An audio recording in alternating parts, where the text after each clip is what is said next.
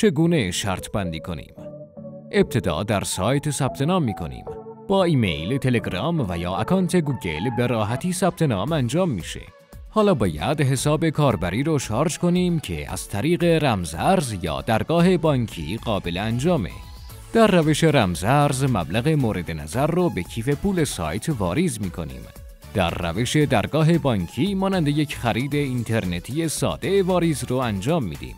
برای شرط بندی وارد قسمت ورزشی میشویم. در قسمت بالا بازی‌های مهم و در پایین همه ورزش‌ها قرار دارند. برد، باخت یا مساوی برای هر بازی رو میتونیم در این صفحه انتخاب کنیم. مثلا در بازی اشتوتگارت بایرن مونیخ ما برد میهمان رو انتخاب میکنیم. مبلغ شرط رو وارد میکنیم و دکمه قرار دادن شرط رو میزنیم. برای دیدن آپشن های مختلف هر بازی روی اون بازی کلیک میکنیم. بعد از انتخاب آپشن مبلغ رو وارد میکنیم و شرط رو ثبت میکنیم. شرط های ثبت شده رو در قسمت برگه شرط بندی میتونیم ببینیم.